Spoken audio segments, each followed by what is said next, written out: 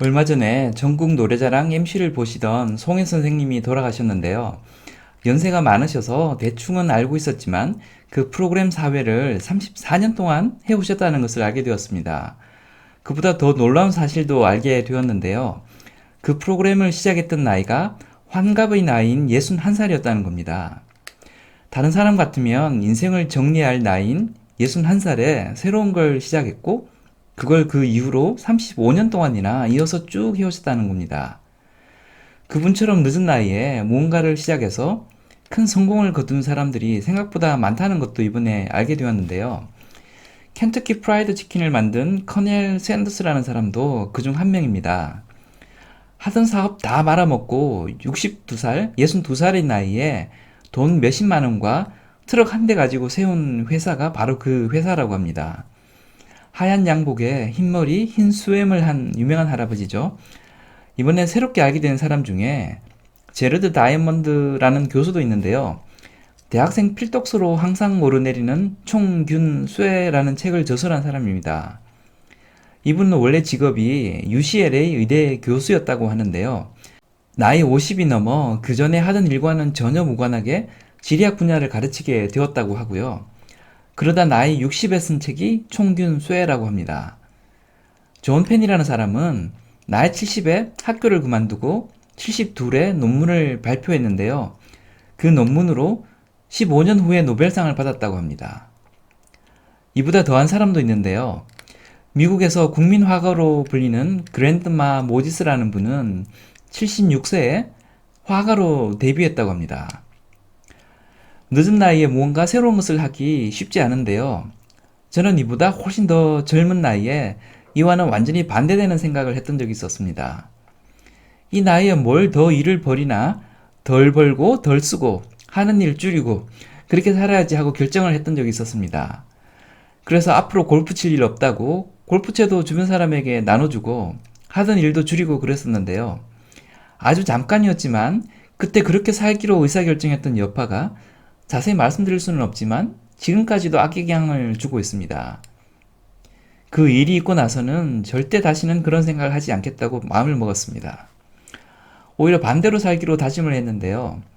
못 먹어도 고우라고 내일 당장 지구가 멸망해도 사과나무를 심기로 했습니다. 그러는 것이 여러모로 내게 훨씬 유리하다는 것을 여러 경로를 통해 깨닫고 있습니다. 현상 유지만 해도 괜찮아 하고 생각을 하면 현상 유지는커녕 저 밑바닥으로 뒤처질 수밖에 없고, 실패하더라도 무언가 시도를 해야지 하면 설령 진짜로 실패를 하더라도 그게 다 내 자산으로 쌓인다는 것을 하루하루 체감하면서 살고 있습니다. 그런데 도전하는 것이 좋다고 무모하게 모든 도전을 다 할 수는 없는데요. 이를테면 인생 뭐 있어? 회사 때려치우고 하고 싶은 거 하면서 할 거야. 이럴 수는 없는 거죠. 그러면 어떤 도전은 좋으니 계속하고 어떤 도전은 자제를 해야 할까요? 그에 대한 기준을 나름 가지게 되었는데요. 그건 인생에 심대한 영향을 주는 심각하게 큰 도전과 조금씩의 변화를 주는 작은 도전으로 구분해서 생각해 보는 것입니다.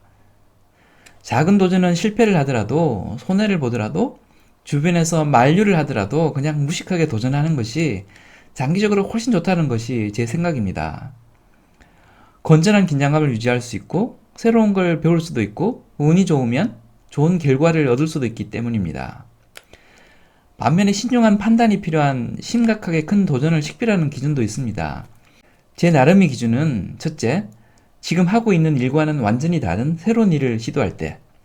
둘째, 생계 유지 문제로 그 일을 계속할 수 없는 상황이 발생할 가능성이 있을 때.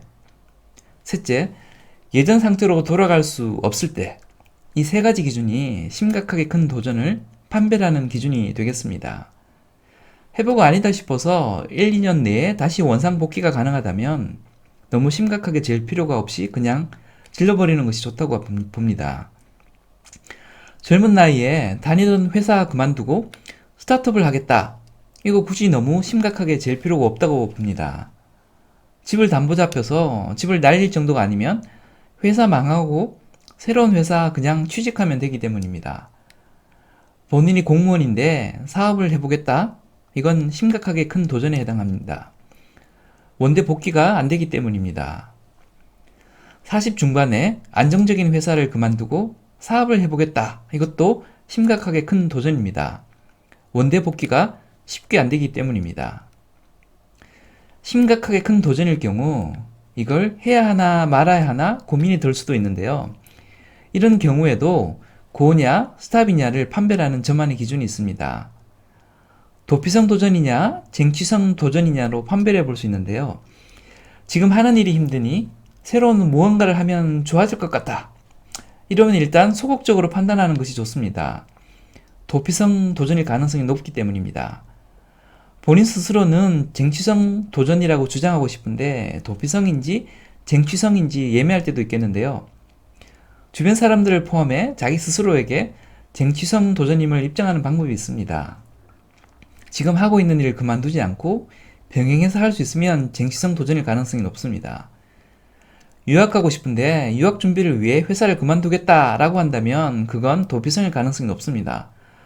어드미션 받을 때까지 지금 다니는 회사 계속 다니면서 유학 준비하시는 것이 쟁취성 도전입니다.